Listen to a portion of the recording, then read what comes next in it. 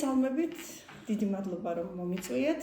გახლავართ მარინა გოშკოვა, ქალაქ ბოლნისის კერძო საშუალო სკოლა დავითიანის დამფუძნებელი, ასევე სავაჭრო სამრეწველო პალატის ბოლნისის რაიონის დელეგატი და კერძო სკოლების ასოციაციის რეგიონალური და მცირე კონტინგენტიანი კერძო სკოლების ასოციაციის თანადამფუძნებელი.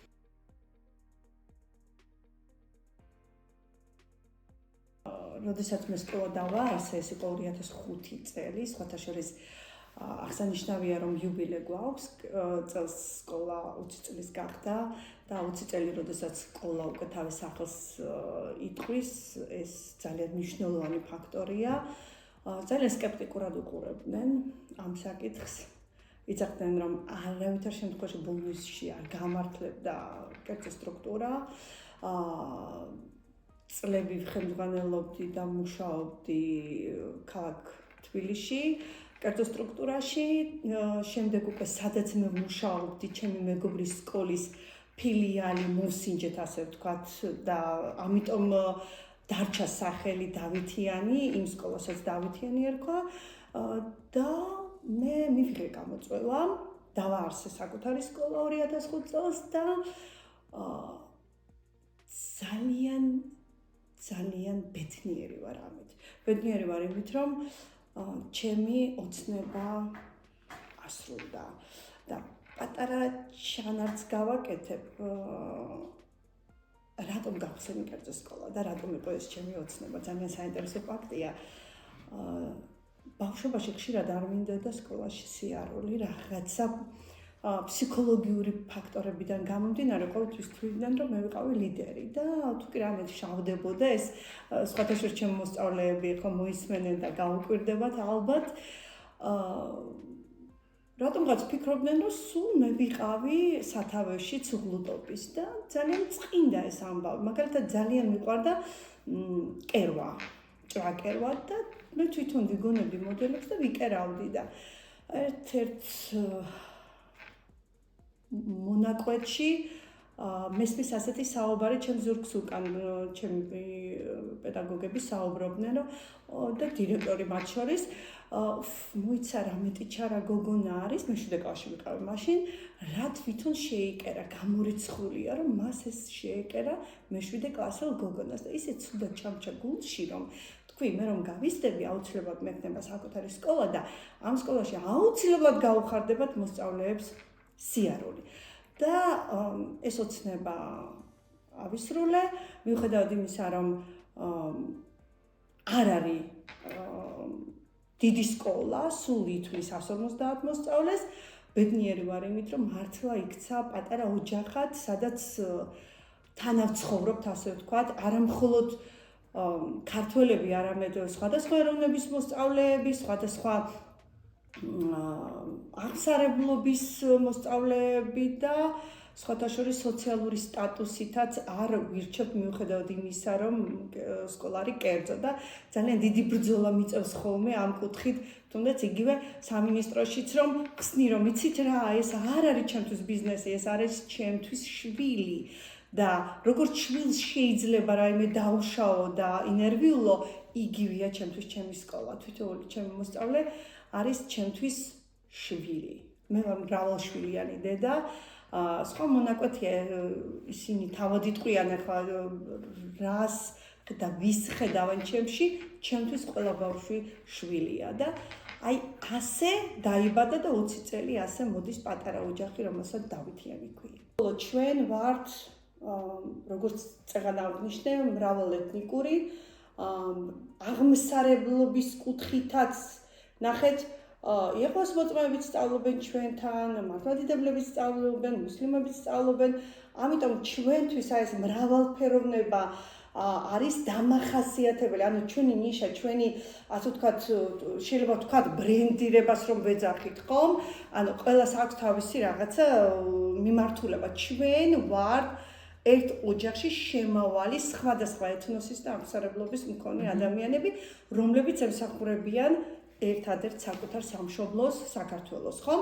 ანუ ჩვენ საქართველოს შვილები ვართ, მაგრამ გვაქვს სხვადასხვა აღსარებლობა და სხვადასხვა ეთნოსი.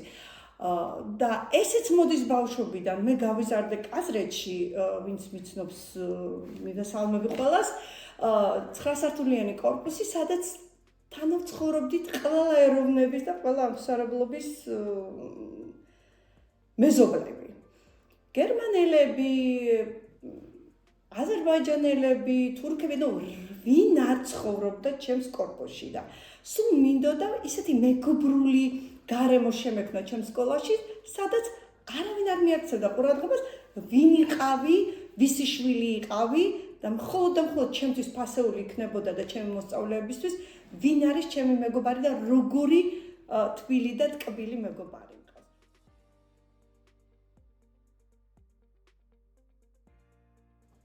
ვიცით რა არის?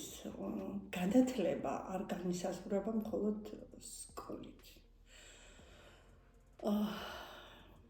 მე აღვნიშნე, რომ ვარ ასოციაციის დირექტორი, კერძო სკოლების ასოციაციის, ჩვენ ვიკრიფებით ძალიან ხშირად ერთობაში შემავალი სკოლები, ბათუმი, ქუთაისი, ფოთი, ძალიან ბევრი, ყველა რეგიონის სკოლა შედის ჩვენს ერთობაში და ჩვენ ვბჭობთ და მსჯელობთ სხვადასხვა საკითხებზე. ძალიან საინტერესო ორგანიზაცია ამ კუთხით.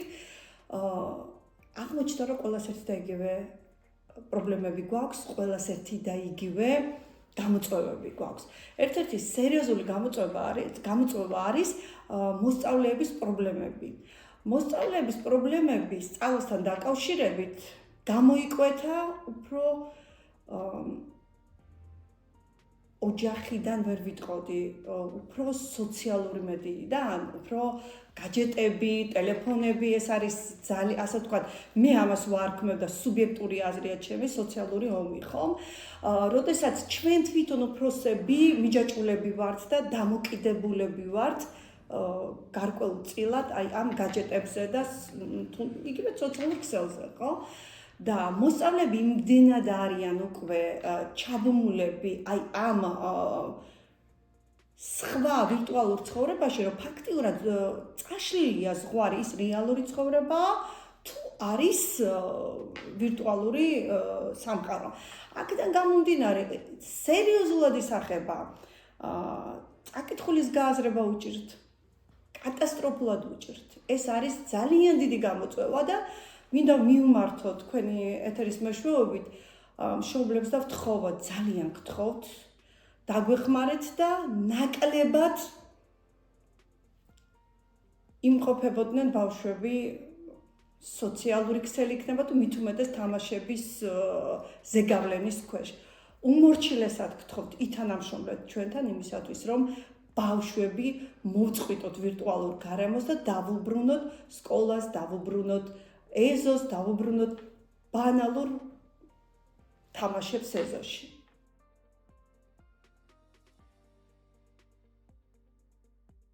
თამამად ვიტყვი, რომ ვაკვირდები და მეცინება, რომ თანაცხოვრება სხვადასხვა ეროვნების ბავშვების და თემის ბავშვების უფრო მეტად თბილი და ტკბილია, გულწრფელად ვიტყვი, იმიტომ რომ მე ჩემი პროგრამა მაქვს რაღაცა ჩვენ ოჯახებშიც დავდივართ ერთმანეთთან, რომ უკეთესად გავიცნოთ ერთმანეთი და ბევრი რამ გვაქვს ისეთი, რითიც ვამაყობთ სკოლა, ხომ?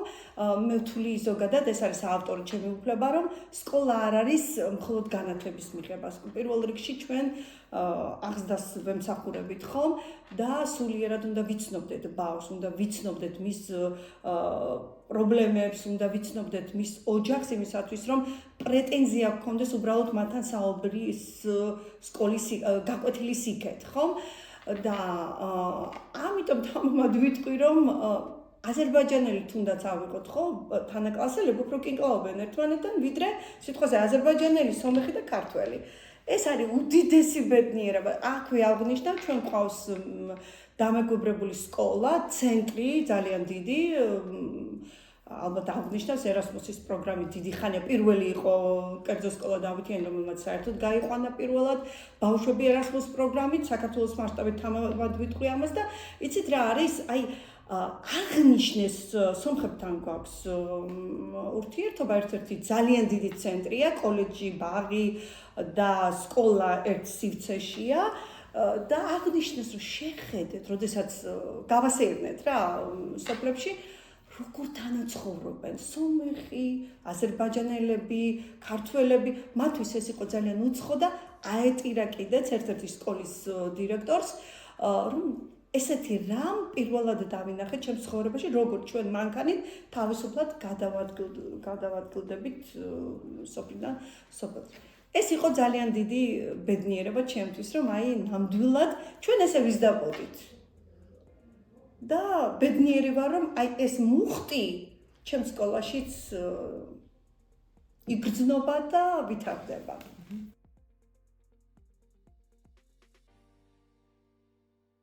მადლობა ამ კითხვისთვის, ნამდვილად არ გვაქვს დაგეგმილი ეს კითხვები და ბედნიერი ვარ, რომ რაღაცა ჩემს მოახერხეთ და ჩემს სულში შეხვედით და ის გააღვიძეთ ჩემში, რაც ჩემთვის ძალიან მნიშვნელოვანია.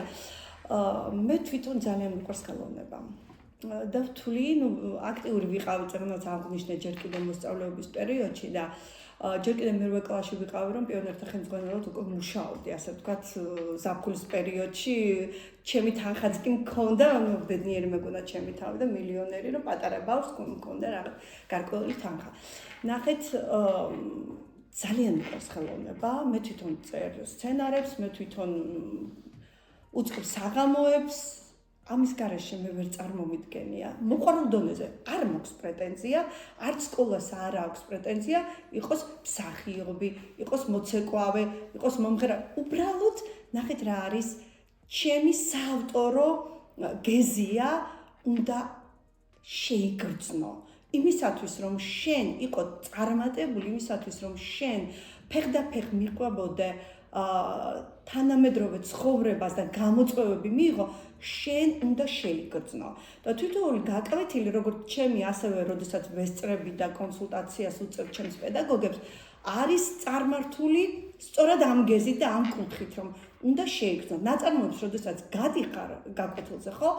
პირველ რიგში შენ უნდა შეაგრძნობინო შენ მოსწავლეს და შენ ყველაზე ადვილი გააზრება და გადატან, თუ საჭირო იქნება, ბევრჯერ უთქვამთ სხვათა შორის კრიტიკაც მომისმენია, პატარა ბავშვები არიან და აი რატომ უნდა თამაშობდნენ ასეთ რთულ თემას, იყო სიცოცხლე მსჯელების თემა, ძალიან აი საოცარი გამოხმაურება იყო, გორში ჩავიტანეთ ეს სპექტაკლი, ეს იყო სპექტაკლი სარდაფში ჩავატარეთ ფაქტიურად და მე თამამად ვიტყვი, ვერ დაუჯერებ ვერავის, ახალგაზრდამ უნდა შეიგრძნოს, უნდა ეტკინოს მას ნაწილობრივ ის, რაც ტკიოდა აფხაზეთში ჩვენს მოსახლეობას, რომ ისტორია მიიტანონ შვილებამდე და შვილიშვილებამდე. აი სწორად აქედან გაჩნდა ეს, თუნდაც ის, რომ გამოჩენილ ადამიანებს ხვდებით, ხომ?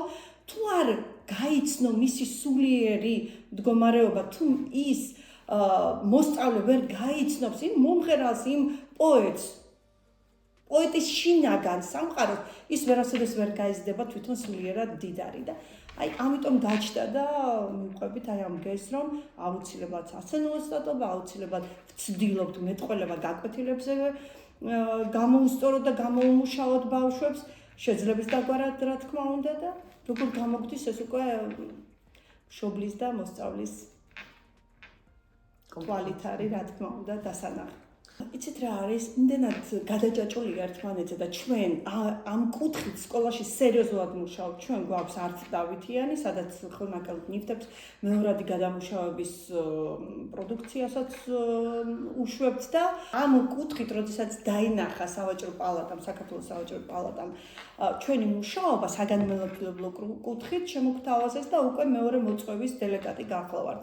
ხელს ვუწყობთ ახალგაზრდა მეწარმეების განვითარებას, იგივე მეფუტკრეობას თეორიულად ვასწავლით, გავყავს საველე პირობებში კლუბური მუშაობა არის სერიოზულად ჩემთან დანერგილი და ბავშვები ამ კუთხით მუშაობენ, მაგალითად გვყავს პატარა ჯგუფი, სადაც შეუძინეთ საკერავი მანქანები და თვითონ მოდელებს უშვებენ და და პატიშებთ აუცილებლად ახალი წლისთვის ვაპირებთ ამ გამოფენის გაკეთებას, მათი პირველი ნამუშევრის გამოფენას და იცით რა არის მეწარმეობა როგორც ესეთი საგანმანათლებლო სივრცეში არის ყველაზე მნიშვნელოვანი, იმიტომ რომ ბავშვმა უნდა ისწავლოს გამომუშავება თანხის თვითონ თავად, ხომ? და თუ არა სკოლის სკამიდან სხვანაირად ჩვენ ვიყავით პირველი სკოლა ქმე მოქაჩი, რომელმაც ზოგადად დანერგა მეწარმეობა როგორც საგანი სკოლაში. და წლებია უკვე 20 წლის განმავლობაში ჩვენ ამას ვასწავლით მოსწავლეებს. აქედან უკვე როდესაც გაიგო სავაჭრო სამრეწველო პალატა, თანამშრომლობდით და მე სკოლები ჩართეს სხვათა შორის და ერთ-ერთი სკოლა ჩვენც ვიყავით, ქვემო ქართლიდანაც საქართველოს მასშტაბით სულ თუ არ ვცდები 13 სკოლა იყო ჩართული და დღესაც თანამშრომლობ ამ კუთხითაც და მეწარმეობის კუთხითაც.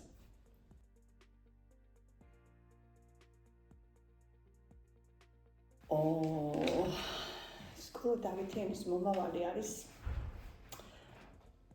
ჩემი ოცნება არის პატარა სკოლა ისევ დიდი არა, იმიტომ რომ ყველასთვის კარგად უნდა ვიცნობდეთ. ამიტომ ჩვენთვის არ არის არ წარმოადგენს პრიორიტეტს სკოლის გასდა როგორც ასეთი, ხო? წარმატებული მოსწავლეები აუცილებლად ისეთი წარმატებული მომავლის მქონე მოსწავლეები, რომ აგვიშენა სკოლა ლამაზი და დაგვაფინანსონ, ამის იმედი მაქვს და სხვათა შორის ყავს მაკა მოსწავლე ჩვენი, მოდი მოიცადე. სხვათა შორის მაკა მარტიაშვილი ყავს მოსწავლე, რომელმაც დააპროექტა მომავალი სკოლა, სამწუხაროდ არ წამომიღია ეხლა და საოცარი პროექტის სკოლა, ყველანაირად ყველაფრის გათვლით აქვს და სადიპლომო დაიწყო სკოლა დავითიანის პროექტით და ამითიც ვამაყობთ ერთ-ერთი წარჩინებული მოსწავლეა და იმედი მაქვს რომ მაკამ პროექტი დაწერა და ვიღაცა გამოგვიჩნდება ესეთი ვინც აგვიშენებს სკოლას, იმიტომ რომ ჩვენით ვარსებობ და ჩვენით და 1000 წელი უნდა იყოს კიდე.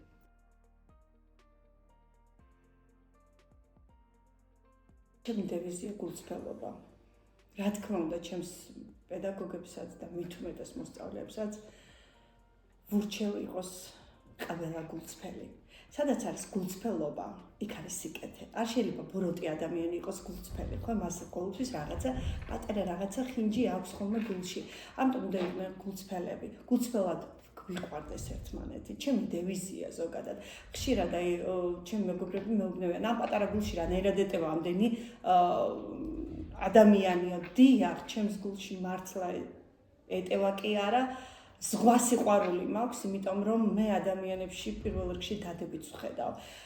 და აი ეს არის ყველაზე მნიშვნელოვანი. ვეძებოთ ერთმანეთში დადებით, იმიტომ რომ ისედაც მოკლეა ცხოვრება, ისედაც ხომ ხედავთ რომ რაღაცა გაბოროტებულია ხალხი ირგვლივ და რაც უფრო მეტი გულწრფელი და რაც უფრო მეტი მოსიყვარული ადამიანები ვიქნებით დედამიწის ზურგზე, მით უფრო კეთილშობილი იქნება სამყარო და სწორედ ეს მინდა როგორც მოსწავლეებისგან, ასევე პედაგოგებისგან.